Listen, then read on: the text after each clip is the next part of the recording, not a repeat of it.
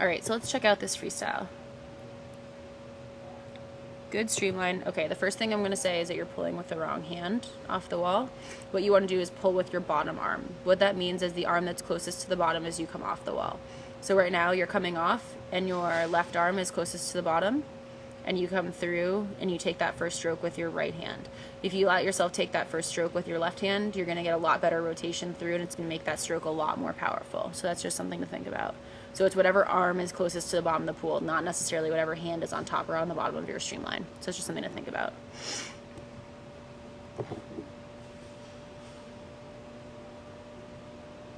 Okay.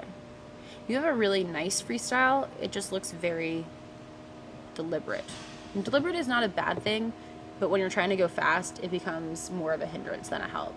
And you can try and pick up, like, you can see your tempo versus these girls next to you who are like swimming their 300 fast. Like, you're much longer than them. A little bit more pop to your stroke wouldn't be a bad thing. Everything looks really good above the water. I don't think there's any major changes I would make. I'm gonna check out the underwater camera and see what that one looks like. Yeah, so just make that first stroke a little bit more powerful. You can see as you come in, your arm is pretty straight and you let your elbow kind of drop down behind you. I don't know if anyone's ever said you're slipping water or that you're dropping your elbow a little bit. This is what they're talking about.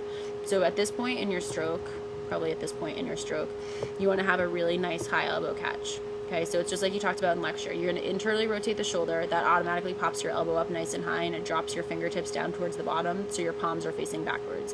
What you're doing here is holding a giant ball of water, pushing everything back towards your feet.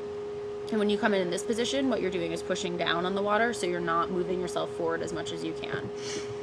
As you come through the stroke here, this is actually not a bad position because you're in fairly good front quadrant swimming. I would say you can be a little bit more out front with this arm, so you want to be as powerful as you can. As you come through with your left arm, you can see that it's still pretty straight as well.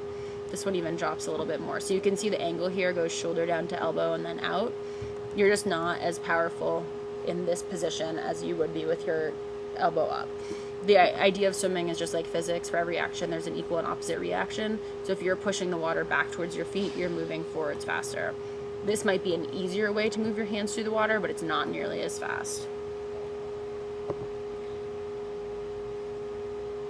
Yeah, the rotation looks really good. Again, like, it's a nice steady kick. I just think you could use a little bit more pop in your stroke. And I know you probably weren't going super hard, but I think even in this, you look like you swim like me, and everyone was always like, you need to go faster, and I didn't listen, and then all of a sudden I did, and I got way faster.